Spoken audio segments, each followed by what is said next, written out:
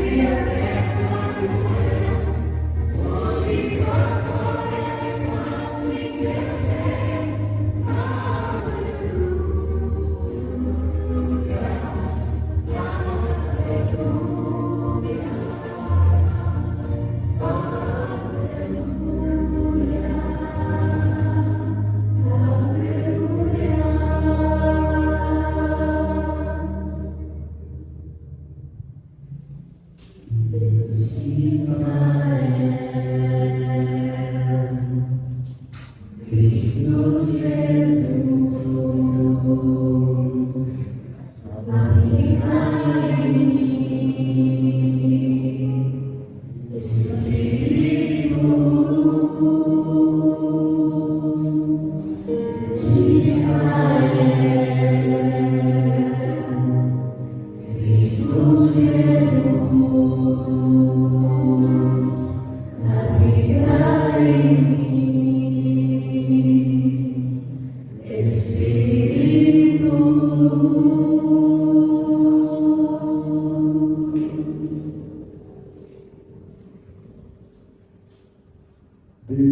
Israel.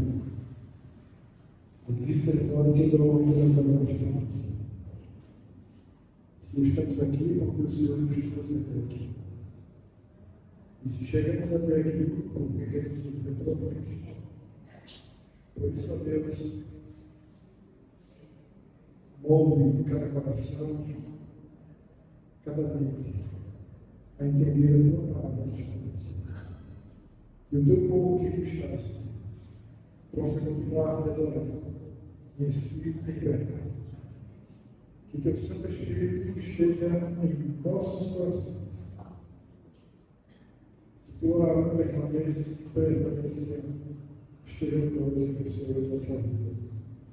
Que saímos daqui, mas quando nós saímos cheios de tua palavra, possamos vivenciá-la na cada dia. Permaneça conosco, Senhor, em nome de Jesus.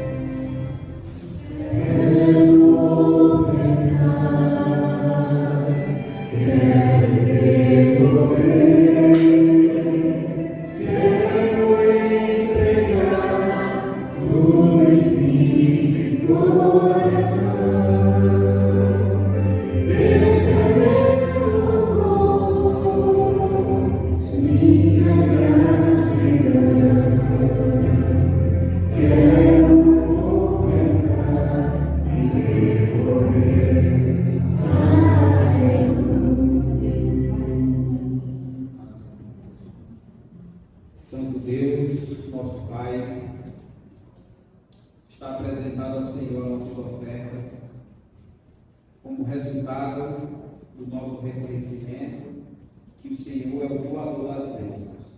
Que o Senhor receba em nome de Jesus. Boa noite. Boa noite. Que Deus possa ser louvado nesse momento.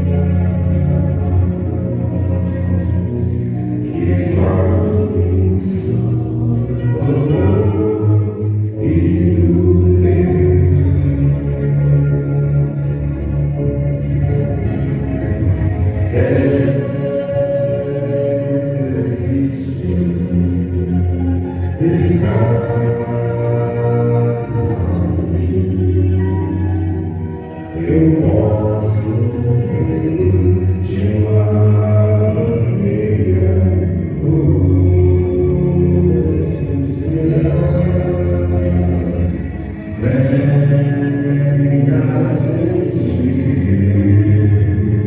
o seu amor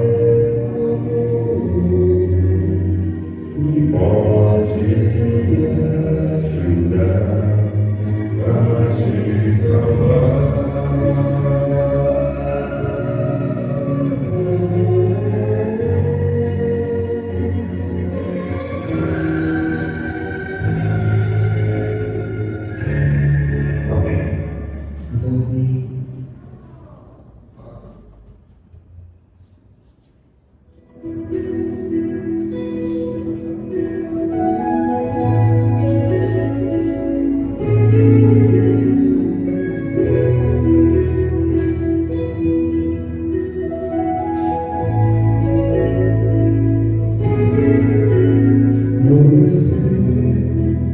Eu ouvi você chorando, pude até sentir seu coração pulsar. Quem viu ali, mas eu te amo, sou vontade.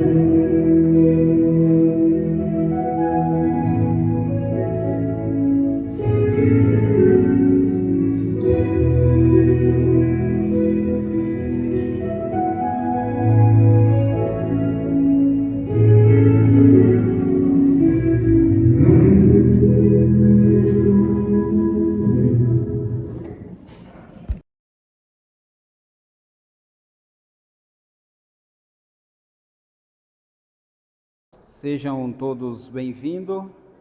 Essa é a Igreja Adventista aqui na cidade de Pombos existe com o propósito de fazer discípulo e expandir o reino de Deus nessa cidade. Nós vamos falar hoje sobre um episódio, um encontro que Jesus teve quando passou aqui na terra, e eu gostaria que vocês abrissem a Bíblia para a gente ir lá verificar esse encontro. Mateus capítulo 19.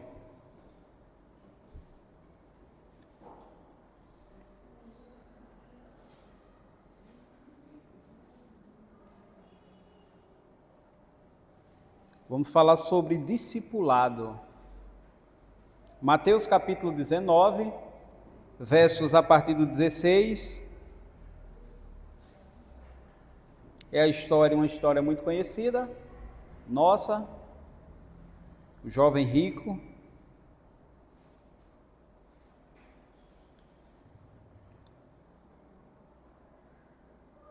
Gostaria de orar com vocês nesse momento. Eterno nosso Pai, nosso Rei, Tua palavra já está aberta, o texto foi previamente escolhido, mas necessitamos mais do que tudo nesse momento da condução do Teu Espírito para aquilo que nós vamos estudar. Essa palavra que está aberta foi inspirada pelo Espírito Santo, e nada melhor do que Ele para conduzir até a nossas vidas, nossos corações, as lições que se fazem importantes no trecho que a gente vai ler hoje. Em nome de Jesus nós pedimos, amém. Muito bem, Mateus capítulo 19, versículo 16, nós vamos ler até o 22, depois de ler a gente vai passear um pouco nas lições apresentadas aqui, fazer algumas aplicações para nós e depois a gente vai para casa. Então, não vou me demorar muito, como é costume e necessidade, mas a gente vai ser rápido hoje. Diz assim: eis que alguém, aproximando-se, lhe perguntou: Mestre, que farei eu de bom para alcançar a vida eterna? Respondeu-lhe Jesus: por que me pergunta acerca do que é bom? Bom só existe um. Se queres, porém, entrar na vida, guarda os mandamentos. Verso 18. E ele lhe perguntou: quais? Respondeu Jesus: não matarás, não adulterarás, não furtarás, não dirás falso testemunho, honra teu pai e tua mãe, e amarás o teu próximo como a ti mesmo. Replicou-lhe o jovem: tudo isso tenho observado, o que me falta ainda? Disse-lhe Jesus: se queres ser perfeito, vai, vende os teus bens e dá aos pobres, e terás um tesouro no céu. Depois vem e segue-me. Tendo, porém, o jovem ouvido essas palavras, a Bíblia diz, retirou-se triste por ser dono de muitas propriedades. Essa é uma história, como vos falei no início, muito conhecida. A história do jovem rico. Um jovem que tem um encontro com Jesus. E se você observar bem, toda a vida de Jesus foi feita por encontros. Cada encontro diferente um do outro e cada encontro único. Cada encontro que mudou a vida das pessoas. Todas as pessoas pelas quais Jesus se encontrou, as pessoas que vieram encontrá-lo, saíram com suas vidas mudadas. Mesmo aqueles que não apresentaram nenhuma decisão positiva, mas saíram com suas vidas mudadas até pela decisão negativa que fizeram diante de Jesus. Porque, queridos, é impossível se aproximar de Jesus, é impossível ter um relacionamento com Jesus e ser a mesma pessoa. A dinâmica, essa dinâmica da mudança, quando nós vimos para a igreja, quando a gente se batiza na igreja, se chama conversão. E conversão é uma mudança. Se você estava indo para o sul, você faz uma conversão e vai para o norte. É uma mudança de vida. É impossível se encontrar com Jesus e ser a mesma pessoa. Nunca mais aquele jovem rico foi a mesma pessoa depois desse encontro com Jesus. Mesmo dando uma resposta negativa ao apelo final de Jesus, mas ele saiu altamente impactado ali. Porque a Bíblia, ela, no finalzinho da história, que ela diz que ele era rico. O subtítulo diz o jovem rico. E por que o evangelista Mateus, ele apresenta essa pessoa como uma pessoa rica? Porque ele deveria ter a aparência de uma pessoa rica. Você já se perguntou o que um homem rico queria com Jesus? Porque na nossa vida nós assimilamos riqueza com perdição e pobreza com salvação. Nós acreditamos que os pobres são salvos e os ricos são perdidos. Os pobres são bonzinhos e os ricos são maus. Criou-se uma cultura na nossa sociedade de que é assim que acontece. E talvez na sociedade que Jesus vivia naquele tempo, as pessoas estranharam o que é que um homem da alta sociedade, esse homem era da alta sociedade, era dono, o evangelista Mateus diz que ele era dono de muitas propriedades, o que é que um homem rico, um homem da alta sociedade vai procurar um homem simples? Geralmente, os ricos não gostam de se misturar com os pobres, né? Geralmente não é assim? O que esse homem viu em Jesus para ir procurar, porque Jesus era um homem extremamente simples na sociedade. E ele vai procurar Jesus. E quando ele procura Jesus, ele faz uma pergunta para Jesus: que farei eu de bom para alcançar a vida eterna? O homem estava procurando Jesus para alcançar uma vida boa. E a gente começa a imaginar, e esse homem já não tinha uma vida boa? Esse homem já não desfrutava de tudo aquilo do bom e do melhor que a vida pode, ou que o dinheiro pode oferecer nessa vida? Mas ele procura Jesus, mesmo tendo todo o dinheiro, mesmo tendo toda a riqueza, ele está procurando Jesus, porque ele entendeu uma coisa que, cedo ou tarde, todos os seres humanos vão experimentar: a sensação ou o sentimento da finitude da vida. A finitude da vida é algo que incomoda todas as pessoas, e incomodou esse homem. Ele tinha todas as riquezas, mas ele não tinha o controle da vida. Alguns buscam riqueza, alguns buscam propriedades, porque acreditam que nessa busca, quando encontrarem, eles vão ter o controle da vida. E eles entram em depressão quando têm tudo, alcançam tudo e percebem a finitude da vida. O dinheiro não pode comprar tudo. O dinheiro não pode, não nos dá controle da vida. Embora muitas vezes pareça que isso aconteça, mas o controle, o dinheiro não dá controle à vida. A finitude humana incomodava aquele homem, porque ele sabia que a vida verdadeira não era aquela. E ele foi para Jesus: o que é que eu faço para ter a vida eterna?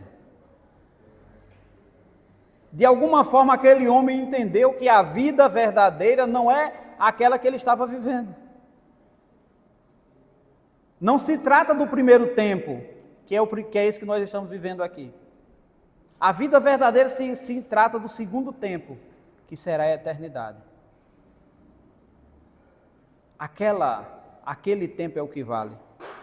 E ele de alguma forma, ele sabia disso, e ele foi procurar Jesus. O controle da vida estava fora do controle das suas mãos. E deixa eu dizer uma coisa para você. A vida, ela tem um poder de agressão muito forte. Às vezes está tudo bem, mas de uma hora para outra a gente recebe uma ligação com a notícia de uma fatalidade de alguém que a gente gosta muito. A vida parece fluir muito bem quando a gente faz o exame e vê um diagnóstico ruim na nossa vida. A gente não tem controle sobre o futuro, sobre a vida. O sofrimento, ele é randômico. Quanto menos você espera, ele aparece. E eu olho para a vida de algumas pessoas que eu conheço, eu disse, como uma pessoa pode sofrer tanto? E às vezes uma pessoa tão boa, você conhece pessoas boas que estão sofrendo tanto? Eu pelo menos, eu conheço dentro da minha própria família, algumas pessoas que são pessoas exemplos de vida, mas que passam por uma situação que é até inexplicável de falar. E a gente não entende tudo isso porque nós não temos o controle da vida. A vida segue seu curso e a gente não sabe se amanhã nós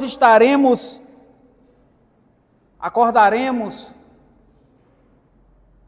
A gente não sabe o que vai acontecer. Isso causa ansiedade em alguns. E nessa pandemia a gente percebeu que isso foi muito forte. E aquele jovem tinha tudo, materialmente falando, mas não tinha o controle da vida, que era o mais importante em suas mãos. E ele foi procurar o mestre. Ele queria ter o controle da vida. Ele queria viver de forma eterna. Mas o controle da vida não estava em suas mãos.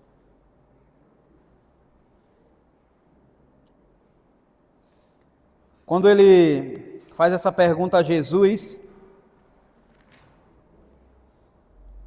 a Bíblia diz, verso 17, respondeu-lhe Jesus, por que me pergunta acerca do que é bom?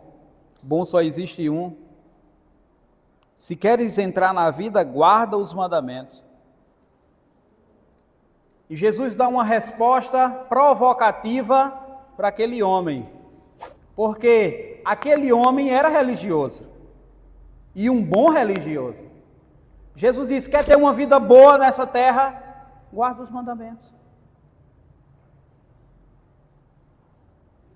E nessas palavras de Jesus, a gente precisa entender algumas coisas que são importantes para nós. A guarda dos mandamentos é o segredo de uma vida alegradora nessa terra. Quer ser feliz no seu casamento? Não traia o seu cônjuge. Quer ser bem-sucedido nos negócios? Faça as coisas da maneira correta, com lealdade, com honestidade, com fidelidade. Jesus estava dizendo que os mandamentos de Deus promovem uma vida alegradora aqui nessa terra. Quer ser feliz aqui? Obedeça a seu pai e a sua mãe. Quer ser feliz aqui? Não mate, não roube, porque você vai enfrentar a justiça dos homens. Quer ser feliz aqui? Não dirás falso testemunho, que é uma das coisas que Jesus cita no versículo 18. E Jesus cita todos os mandamentos sociais. Perceberam isso? Jesus cita os mandamentos sociais. Sabe o que é que aquele homem diz? Tudo isso eu já tenho observado desde criança. Aquele homem era um bom religioso, era um bom guardador de lei, e a pergunta de Jesus, Jesus já sabia, foi para provocar ele.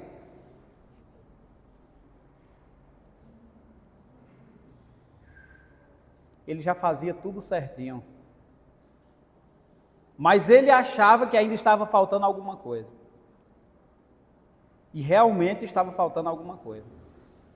Isso nos leva a pensar que existe algumas pessoas que são boas guardadoras da lei, mas ainda está faltando alguma coisa. E a compreensão correta desse texto protege a gente de um duplo risco. Duplo risco. Primeiro risco é o legalismo. É alguém achar que por ser um bom guardador da lei, já está salvo. Ou que é melhor do que os outros. Mas também incorre em outro risco. Nos protege, na realidade, de outro risco. O antinomismo.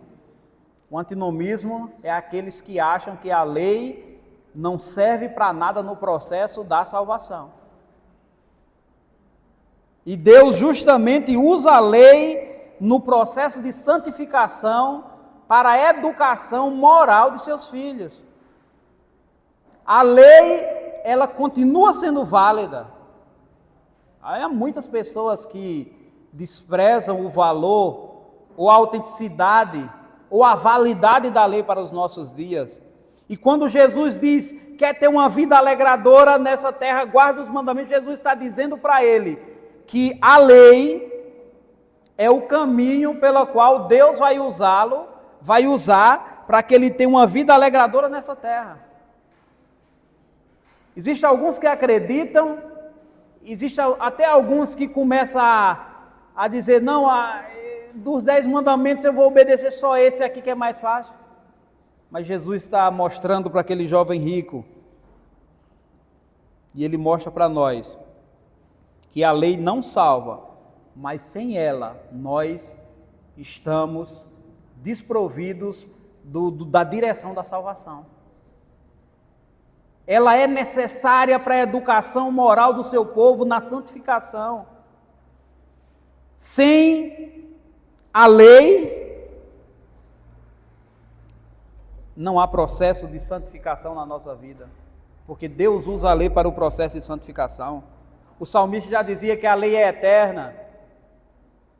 Em vários trechos do Salmo 119 ele diz que a lei de Deus é eterna e precisa ser obedecida. E Jesus agora está asseverando para aquele homem que já era guardador da lei, asseverando mais uma vez, é necessário guardar os mandamentos para ter uma vida alegradora nessa terra. Deus usa a lei para se revelar a cada um de nós, para revelar a sua justiça. E a gente chega no versículo 21. No versículo 20, na realidade, ele diz, tudo isso tenho observado, o que ainda me falta. Tudo isso tenho observado. Era como se ele estivesse dizendo para Jesus, tem mais alguma coisa, tem mais algum código moral que precisa ser observado? E talvez ele se referia ao código da lei oral dos anciãos, que foi criada no período ali intertestamentário. Mas Jesus disse, não tem nada de novo, você precisa obedecer aquilo que já está posto. E aquele jovem, quando ele diz tudo isso, tenho observado que ainda me falta, revela uma dura realidade para muitas pessoas. Está faltando alguma coisa. Às vezes a gente faz tudo certinho, mas a gente sente que está faltando alguma coisa. Estava faltando alguma coisa para aquele homem, bom religioso, guardava todas as coisas, mas sentia que estava faltando alguma coisa. Lá no fundo ele sabia que tinha algo no seu coração que precisava ser mudado.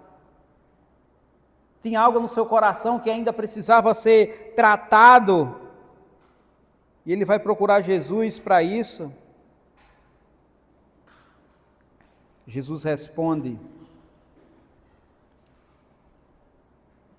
no verso 21: se queres ser perfeito, vai, vende os teus bens, dá aos pobres e terás um tesouro no céu, depois vem e segue-me.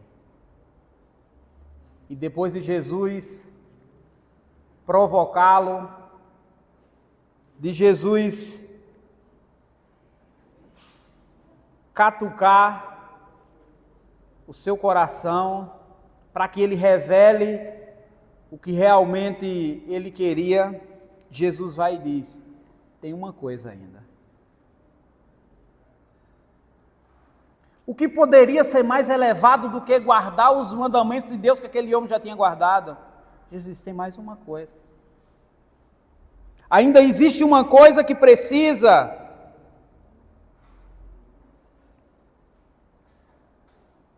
Se queres ser perfeito, aí a Bíblia coloca um apóstolo, né? Se queres ser perfeito, vírgula, vai, vírgula, vende teus bens, vírgula, dá aos pobres e terás um tesouro no céu. Termina o apóstolo. Jesus disse para aquele homem: existe uma coisa que está faltando na sua vida. Você precisa vender tudo que tem e dar aos pobres. Depois vem e me segue. Quando ele coloca aqui: vai, vende os teus bens e dá aos pobres e terás um tesouro no céu, Jesus termina o apóstolo e depois ele disse: depois vem e segue-me. Jesus estava querendo dizer para aquele jovem, Jesus disse para aquele jovem: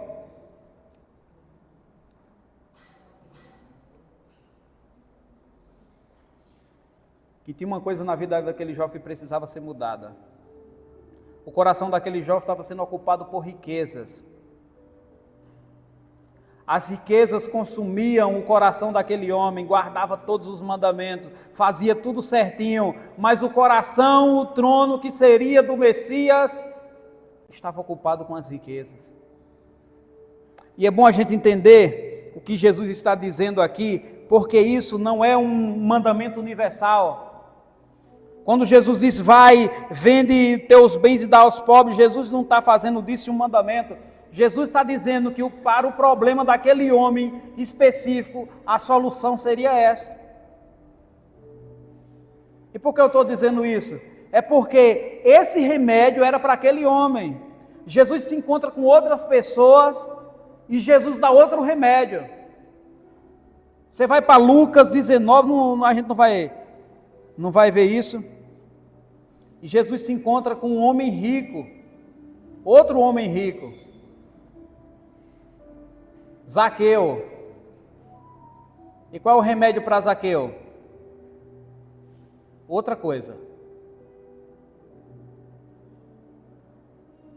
Então o remédio para aquele jovem rico é: vende teus bens e dá aos pobres. O dinheiro estava ocupando o coração dele. A gente precisa entender isso, porque aquilo não era um mandamento universal. Não é para você vender os seus bens e dar aos pobres. Não é isso que Jesus está dizendo para a igreja hoje. Jesus está dizendo para aquele jovem. E entender isso é importante, porque às vezes a gente olha para a Bíblia, algumas pessoas pegam alguns textos isolados da Bíblia e começam a dizer: você tem que fazer isso. Só que esse remédio era para o jovem rico. E muitas vezes, e a gente precisa ter cuidado, que muitas vezes a gente pega também os textos do espírito de profecia, e Ellen White escreveu muitas cartas, muitas recomendações, e às vezes Ellen White escreveu para uma determinada pessoa, para um determinado contexto, e a gente pega uma compilação sem o contexto necessário, e a gente acha que é uma regra universal. Às vezes ela escreve dizendo: olha, para esse problema você precisa parar de comer isso. E às vezes a gente acha que isso é a maneira universal, e não é. Por que eu estou falando isso? Porque entender o espírito, a Bíblia e o espírito de profecia, assim, a devida hermenêutica causa problema. Eu estava vendo, só um exemplo rápido, Tem um texto de Ellen White que ela diz que é proibido comer ovo. Você não pode comer ovo. Aí tem outro texto que ela diz, coma ovo. Você precisa comer ovo. E agora? Come ovo ou não come ovo? Quando você vai olhar o contexto, ela está escrevendo para uma pessoa que estava com determinado problema de saúde que não poderia ingerir ovo. Aí ela diz, não coma. No outro texto, ela está escrevendo para uma pessoa que estava com deficiências nutricionais, ela diz, coma ovo. E quando a gente não usa a devida hermenêutica, sabe o que a gente chega e diz? Não pode comer ovo. A gente precisa ter essa distinção. Jesus está dizendo para o jovem rico, talvez não seja, o problema do jovem rico era as riquezas tomando o seu coração. E Jesus diz, tem que vender os bens. Se lembra o que ele fala alguns capítulos atrás? Se teu olho te faz tropeçar, faz o quê? Arranca e joga fora. A riqueza estava fazendo o jovem rico tropeçar. Aí Jesus quer arrancar disso a ele, você tem que arrancar essa riqueza da sua vida, jogar fora. Mas o texto continua. Depois vem e segue-me. E como o vai e vem dos bens está em aposto, o vem e segue-me é a força propulsora desse verso, do verso 21. Jesus disse, se quer ser perfeito, você tem que me seguir. Você tem que praticar o discipulado. Perfeição é seguir Jesus, é andar com Jesus. Perfeição na Bíblia não tem nada a ver com impecabilidade, com parar de pecar, definitivo. Perfeição na Bíblia é andar com Jesus. Perfeição na Bíblia é seguir Jesus. É o discipulado. Sabe por quê, queridos? Guardar mandamento é fácil. Aquele jovem guardava todos. Mas seguir Jesus é muito difícil. Guardar mandamento é muito fácil. Mudar de roupa é muito fácil. Agora, seguir Jesus, a coisa começa a ficar difícil. A palavra em grego, no original, usada aqui, que Jesus usa aqui no verso 21 para perfeição, é a palavra teleios. E por que isso é importante? Porque a palavra teleios, ela quer dizer, o significado dela é perfeito, é maduro, é completo. Essa mesma palavra é usada no capítulo 5 de Mateus, versículo 48, e eu acho que você lembra que Jesus diz assim, sede perfeito, como o meu Pai é perfeito. Essa palavra também é usada em outros textos aqui. E em todos esses textos, a Bíblia apresenta essa característica de uma pessoa completa, uma pessoa madura. Quem estuda aí, pretérito perfeito é aquele passado que foi concluído. Isso a gente aprende na escola. Perfeição é maduro, completo. Quando a gente vê Mateus 5, não precisa abrir, a partir do verso 43 a 48, que ele finaliza dizendo, sede perfeito como vosso Pai Deus é perfeito. Se você começar do versículo 43, ele vai dizer em que aspecto essa perfeição é. E no versículo 43 ele diz assim, se você ama só quem te faz o bem, qual a diferença sua para os outros? Se você ama, até os gentios fazem o mesmo, ele diz. E quando a gente vê do versículo 43 a 48, ele está dizendo que ser perfeito é amar como Deus ama. Aí ele diz lá, ame seus inimigos. O correspondente de Mateus 5,48 é Lucas 6,36, onde ele diz, quando ele fala de perfeição lá, é o mesmo correspondente, é o mesmo evento, ele diz assim, sede misericordiosos como o Pai do céu é misericordioso. Então a perfeição aqui que Jesus está falando tem a ver com misericórdia, que aquele jovem rico não tinha misericórdia. O dinheiro ocupava todo o seu coração e não restava lugar para a misericórdia. Deus estava longe do trono do seu coração, porque quem estava no trono do seu coração era a riqueza, o dinheiro. Então, perfeição aqui que Jesus está falando, se queres ser perfeito, ele está falando de amabilidade. E aí já fica difícil. Guardar os 10 mandamentos é fácil.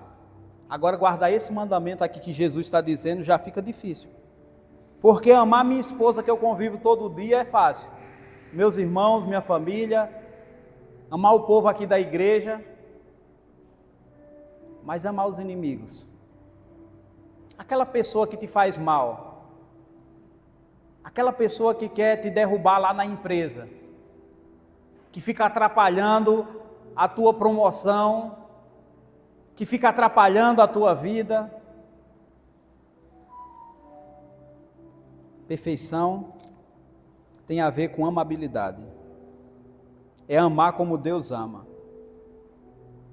A pergunta é: como é possível amar como Deus ama? Como é possível alcançar esse nível de perfeição, que nada tem a ver com impecabilidade, mas como Deus ama? E tem, para a gente encerrar, tem alguns textos aqui que a gente vai ler de forma rápida. Existe uma palavra no hebraico, e aqui eu já estou indo para a minha área aqui de estudo, né? Tem uma palavra em hebraico, a palavra perfeito em hebraico, que é usado para perfeito, é a palavra tamim, em hebraico. E a palavra tamim, ela também tem esse sentido de maduro, de completo, né? Mas ela é usada em várias, no Antigo Testamento, ela é usada várias vezes. Mas eu queria 2 textos com vocês aqui para a gente ver Deus associando a palavra, aqui Deus está associando a perfeição, essa palavra tamim. Eu queria que vocês abrissem, são 2 textos só em Gênesis. O primeiro é o capítulo 17, versículo 1. Abra sua Bíblia aí. Está até difícil para mim hoje porque o relógio parou, mas eu nem sei se já é hora de terminar. Mas vamos ler, a gente lê esses 2 textos, a gente vai embora. Eu finalizo e a gente vai embora.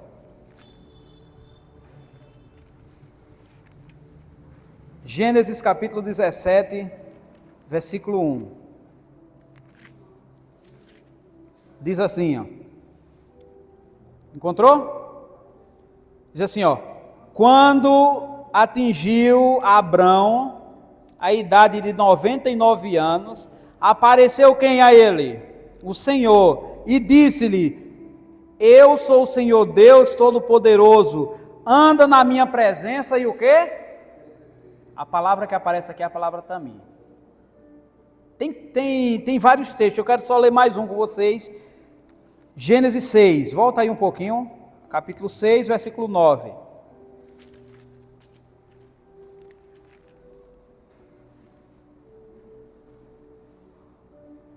Gênesis 6, versículo 9.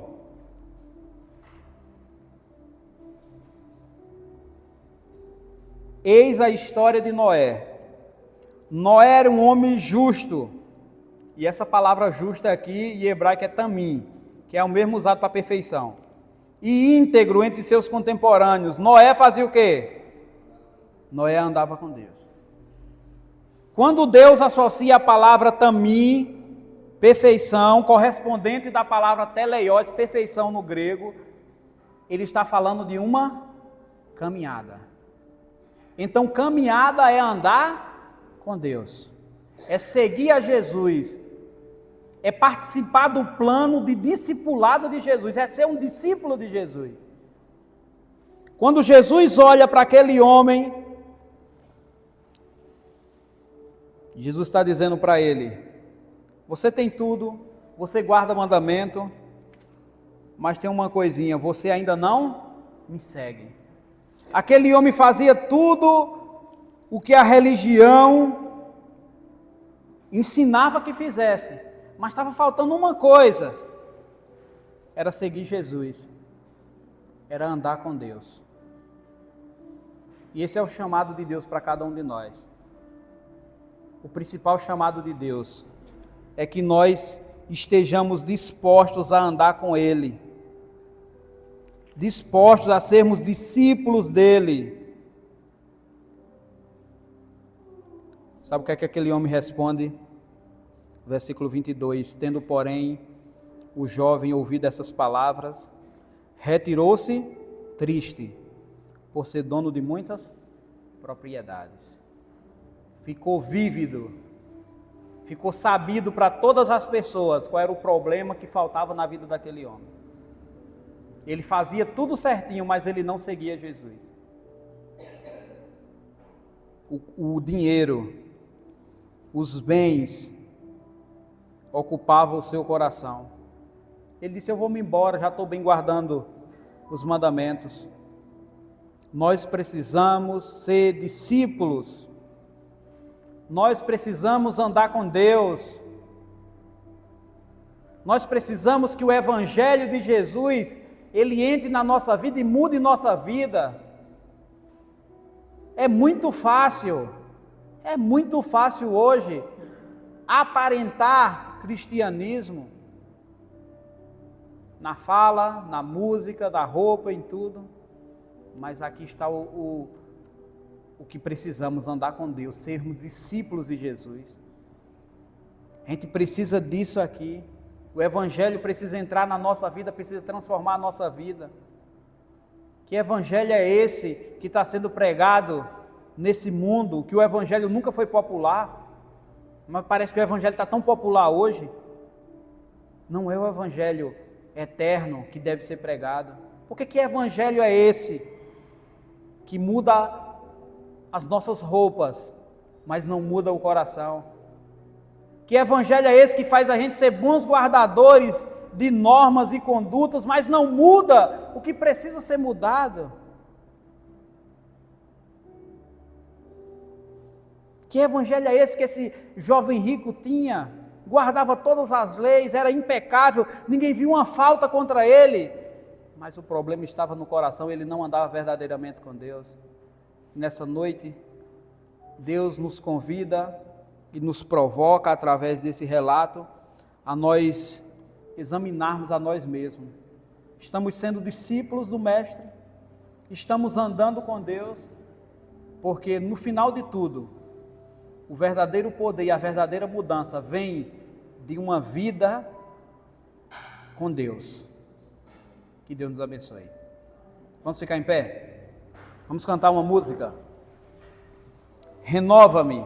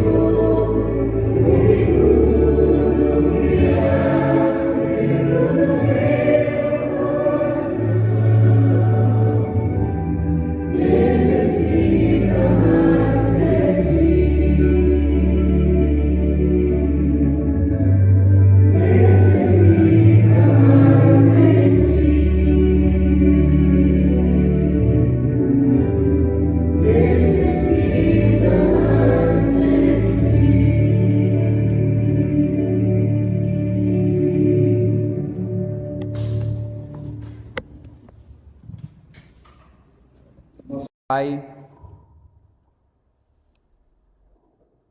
renova o nosso coração, Senhor. A gente não frequenta essa igreja porque nós somos melhores do que os outros. A gente não está aqui essa noite porque sentimos que somos melhores, mas a gente está aqui porque a gente sente a necessidade, a gente conhece a nossa pecaminosidade.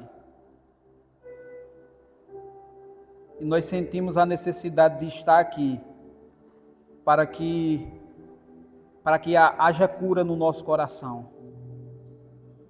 Nós sentimos a necessidade de vir aqui, de pertencer a essa igreja, porque nós sabemos que ainda tem coisas no nosso coração que a gente precisa arrancar e jogar fora. Aquele jovem rico ao teu encontro com o Senhor, ele disse não, ele rejeitou. E muitas vezes também, Senhor, ao ser revelado o que precisa ser mudado no nosso coração, a gente rejeita. A gente vira a cara, a gente ignora. Mas nós estamos aqui pedindo, através do Teu Espírito, nos ajude a vencer os problemazinhos que nós temos ainda no nosso coração. Porque ele ainda não é 100% perfeito. Nós ainda pecamos, nós ainda fazemos coisas que são desagradáveis para o Senhor. E só o Teu Espírito, Deus, para nos colocar no caminho correto e ir tirando. Eu não posso, nem sei o que é que passa no coração de cada um que está aqui, o que é que precisa ser retirado, o que é que precisa ser abandonado. Eu sei o que tem no meu. E eles sabem o que tem no deles. É por isso que nesse momento a gente está autorizando mais uma vez o Teu Espírito de remover ou começar a remover de nossos corações aquilo que está atrapalhando o verdadeiro discipulado na nossa vida. Faz isso, Senhor, em nome de Jesus.